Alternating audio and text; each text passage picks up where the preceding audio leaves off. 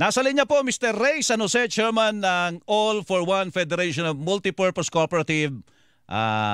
Ito po, Onion Farmers and Traders yan sa Occidental Mindoro, mga kapuso, at ating po makakapanayam tungkol sa sibuyas. Yan. Mr. San Jose, magandang umaga po. Hello. Hello po, good morning. Magandang umaga po, Sir Melo. Natatandaan ko, na-interview ko na kayo dito dati Mr. San Jose. Yes po, nung last year po. Ay, last year. Ano nga? Tungkol sa sibuyas din, Mr. San Jose, Opo, sibuyas din po. Laging problema ng sibuyas. Ay, kasi ngayon, may issue tungkol sa sibuyas at mag-i-import daw ng sibuyas. Pero ito naman ang sinabi ng DA. Itong pag-i-import ng pula at saka puting sibuyas, may 4,000 yata. Tama ba, Adoy? 4,000 metric tons po. Metric tons yung pula, yung puti ay sa 1,000 metric tons, okay. Ngayon, at saka limited lang daw po yung panahon. Hanggang Pebrero 15 lang yata, ano po ba ang kalagayan dyan sa inyo, sa Occidental Mindoro, ng produksyon po ng sibuyas sa ngayon? Nagkukulang po ba tayo? Papaubos na po? Papaunti? O paparating pa lang yung ating ani, Mr. San Jose? Sa kasalukuyan po dito sa Occidental Mindoro ay mangisang-isa pa lamang yung umaani. At ngayon lang po magkakaroon talaga. Kumbaga, ngayon pala ang nagpapalaman yung aming sibuyas. So, ibig sabihin po, may umaani, mayroong papaani. So, kasalukuyan po ay siguro nasa mga 10 to 15% pa lamang yung umaani. 10 to 15%? So, yun po yung sitwasyon. Opo. Yung tanong ko, kukulangin ba tayo sa tansya nyo? Kahit dyan sa inyo sa Mindoro, kung kumpara doon sa nakalipas na mga production po ninyo, Mr. San Jose? Sa ngayon po, kung titingnan natin, dahil marami po nga yung nabulok na sibuyas namin nung isang taon, marami po yung mga hindi nagtanim. Pero ang punto lamang po namin dito kasi ay bakit po ba laging ang ating pamahalaan, ang laging ginagawang solusyon kapag nagkakaroon po ng pagtaas ng presyo, bakit po importation?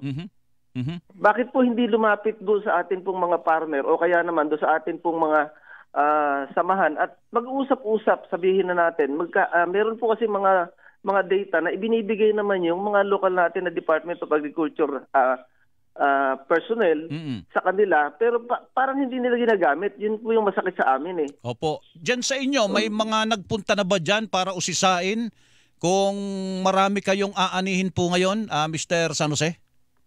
Ang amin pong lokal na na mga personnel ng Department of Agriculture dito sa amin, meron po silang from time to time po ay yung lahat ng mga tinom na namin, meron po silang mga data na hinihingi sa amin. Ilan yung aming itinanim, ilan yung ektarya, ilan yung number ng lata na itinanim namin na sibuyas.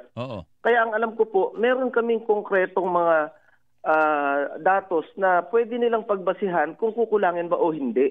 At para sa inyo, walang basihan para sabihin na magkukulang dyan magagaling dyan sa Mindoro?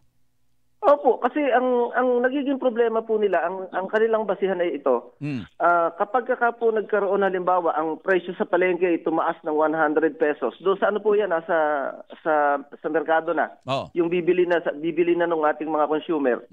Kapag umabot po doon sa ganoon, mag-i-import sila para daw mapababa yung presyo. Doon sa retail, pag 100 na po. Pero ngayon, magkano po ang farm gate price ng sibuyas po dyan? Ito po yung malungkot diyan, sir. Nung nakalipas po talaga ay umabot na ng halos 100 plus. Yun pong bilihan ng sibuyas, kasi siyempre alam naman natin, wala pa talagang anihan. Kailan 'yon? Kailan yung nakalipas? Nitong nakalipas na araw lang po, nakalipas na linggo. Okay, last week. Kasi talagang madalang pa yung umaani. So meron po talagang bumili ng 100 plus dito sa amin. Sa farm gate. Opo, farm gate. Ang problema po ngayon, nabalitaan pa lamang na magkakaroon ng importation, ang presyo po ngayon dito, 50 na lang. Naku po, Diyos ko, yun na nga po. So yun po yung binabanggit po natin na bumagsak. Salita pa lang ng gobyerno na magkakaroon ng importation, ang presyo po ay binabagsak na ng mga businessman. Ang tawag namin dyan ay speculation. So binarat na kayo kaagad kasi, ibagsak nyo na kasi darating yung mas marami, imported yun. Ganun ho ba yun, Mr. San Jose? Yes po, yun po yung aming pagkakaalam. Kasi kami po, halimbawa na, dati-rati ngayong panahon na ito, kami nagpapa-reserve na kami sa mga storage para imbak yung aming aanihin. Pero ngayon po ay sad to say, wala po kahit isa sa amin ang nagpupunta ng storage para magsabi na kami ay magi-storage pa. Bakit po? Kasi nung isang taon po, nabulok lang din yung aming sibuyas aanin pa namin yun. Oo, kahit nasa storage. Ganon? Yes po. Yun po yung isang malaking problema Siyempre meron pong lifespan yung ating sibuyas, 'di ba? Kung ilang buwan lang pwede sa storage. At aabot talaga siya, hindi siya abot ng December ng hindi magkakaroon ng pinsala. Mga gaano katagal lang po 'yan na tumatagal sa storage facility po, Mr. San Jose? Dapat po kasi yan ay ang damos niya para wala talagang maging bulok nasa mga 4 months lang halos Oo. Sabi naman ng DA, saglit lang naman nilang pairalin yung pagpapakalat ng imported at konti nga lang daw po, Mr. San Jose. Paano kayo maapektuhan nun? Ang sinasabi po kasi nilang konti, yun po yung kasi yun po yung legal na binabanggit nila. Paano po yung illegal na papasok? Ay, meron pang smuggled. Yun po yung masakit dyan kasi hindi pa po sila nagsasalita, umaahon na yung sibuyas Ay, yun na nga po Oo. Yun yung sinasabi natin na speculation. Yan pala, nadadali na pala kayo kaagad. Nung last week lang 100 ang hango sa inyo dyan sa farm gate. Pagkatapos ng ma-i-announce na mag-i-import in-announce ng gobyerno na mag-i-import, binarat na kayo ng mga trader. 50 pesos na lang per kilo. Almost po ganun po. More or less po ganun po yung takbuhan. Kaya nga po ang gusto nga po sana namin ay magkaroon talaga ng isang tiyak na kasunduan. Amo ka po halimbawa sabihin na po natin with due respect sa taga pamahalaan natin. Yun pong yung National Food Authority po natin, may presyong nakatakda, yung palay. Bakit hindi gawin sa sibuyas? Oo, yung pala naman. So yan pala malungkot. Ang inaanin nyo diyan mga pulang sibuyas lang po?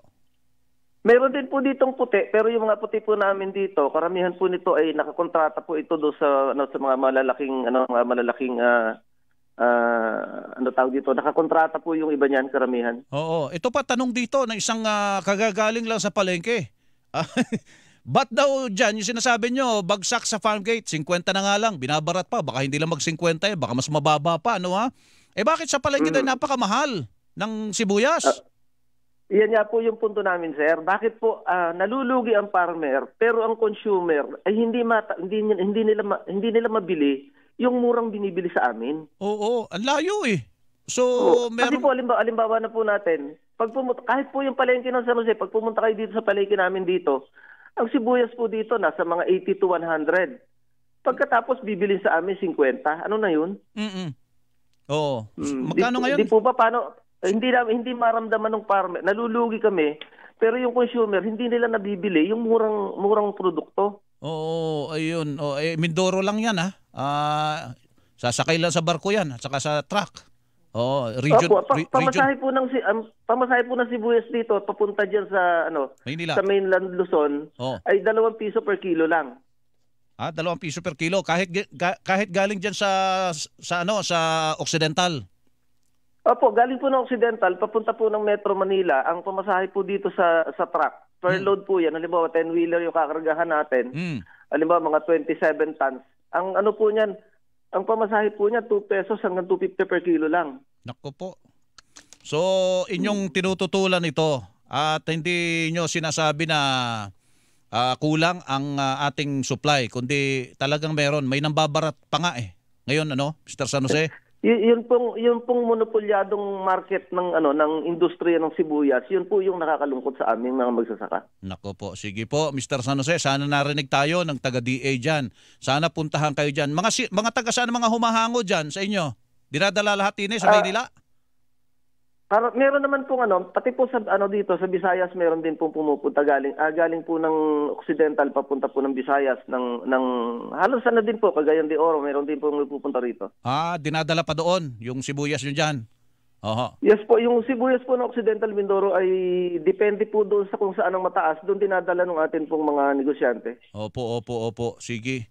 Doon sa, hindi ko alam yung sa Nueva Ecija kung ano ang farm gate price doon eh. Nagkakausap-usap naman yata kayo mga magsisibuyas eh.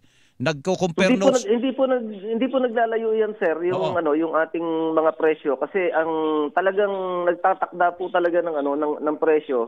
Yun ding mga buyer, yung mga traders. Yung mga hindi trader. naman kami. Hindi kayo, nababarat pa nga kayo. Diyos ko, 100 last week ngayon naging 50 na lang. Ay, ano Almost ba yan? po, ganun. Almost 50. Sige po, Mr. San Jose, salamat po. Salamat din po ng marami. Salamat po marami, Opo. sir. Thank you. Si Mr. Ray San Jose, mga kapuso, Chairman All for One Federation of Multipurpose Cooperative. Kinikilingan, walang pinoprotektahan.